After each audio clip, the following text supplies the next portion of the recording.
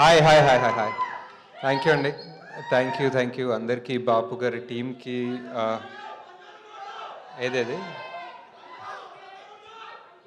ఆహా, కల్కి టూ వస్తుంది.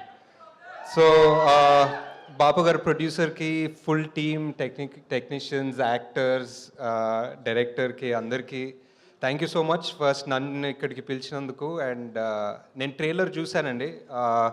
ట్రైలర్ చూసిన తర్వాతే బ్రహ్మాజీ గారు కాల్ చేశారు యాక్చువల్లీ. సో ట్రైలర్లో ఒక లాస్ట్ ఆల్మోస్ట్ టైటిల్ వచ్చే ముందు ఒక షాట్ ఉంటుంది. ఆ ఫుల్ ఫ్యామిలీ ఒక డోర్వేలో నిల్చొని అలా చూస్తుంటారు. సో జస్ట్ అంటే ఏం చూస్తున్నారు, ఏం చేశారు వీళ్ళు, ఏం జరిగింది సినిమాలో అని ఒక చిన్న క్యూరియాసిటీ ఉంటుంది. ట్రైలర్ కూడా చాలా బాగా కట్ చేశారు. And it felt like a really good film. బాగుంది సార్ మీ fan sir. Thank you sir. మీరు మీ స్పీచ్కి fan also sir.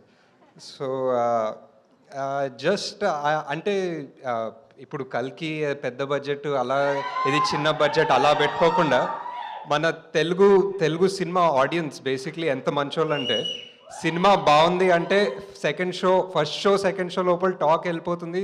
Second day housefuls ఉంటాయి. అండ్ థర్డ్ డే నుంచి మళ్ళీ తండేలు అన్నారు. High so yeah, just beautiful అండి. సో ఐ థింక్ ఈ సినిమా అన్ని గుడ్ వైబ్స్ ఉన్నాయి. ట్రైలర్ చాలా బాగుంది, మ్యూజిక్ చాలా బాగుంది. అండ్ కాస్ట్ ఆబ్వియస్లీ అందరు చాలా talented, each and every one. అంటే మనీ కూడా మన మేమ్ ఫేమస్లో ఉన్నాడు, అండ్ మేల్లో కూడా చేశాడు. అండ్ చాలా ఇంటెన్స్ ఉంటాడు స్క్రీన్ మీద. బ్రహ్మాజీ గారి గురించి ఎక్కువ చెప్పనవసరం లేదు, అందరూ ఆల్రెడీ చెప్తారు. సార్ జాతి ఒక్క మాట చెప్పమంటారా సార్? మన డైలాగ్ ఏంటి సార్ జాతిరత్నాల్లో? నాలెడ్జ్ ఎంత నాలెడ్జ్ ఉంది సార్ మీకు అసలు సినిమాల్లో. So great sir.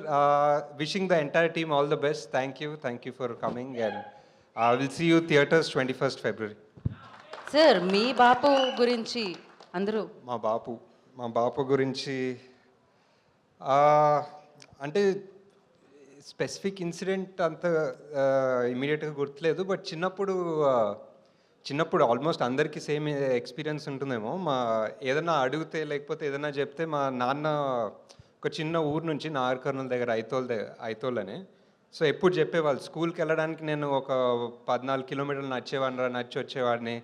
నీకు ఇప్పుడు పెన్ కావాల్సి వచ్చిందా, పెన్సిల్ కావాల్సి వచ్చిందా అని చెప్పి చిన్నప్పటి నుంచి ప్రతి దానికి ఆయన చిన్నప్పుడు పడే కష్టాలు, ఆయన చిన్నప్పుడు కష్టపడి వంటలు చేసుకుంది, హాస్టల్లో ఉంది, అన్నీ చెప్పేవాళ్ళు.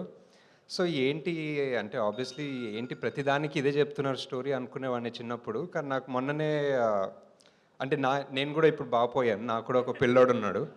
సో 2-3 years బ్యాక్ నేను కూడా రిషి గారికి అదే చెప్తున్నాను అనమాట. నా చిన్నప్పుడు ఎంత కష్టం ఉండేది తెలుసారా నీకు అని. సో అప్పుడు వెళ్ళి బాపుకి హక్ చేసుకోవాలనిపించింది బేసిక్లీ. అంతే ఇంకా. That's all. Thank you.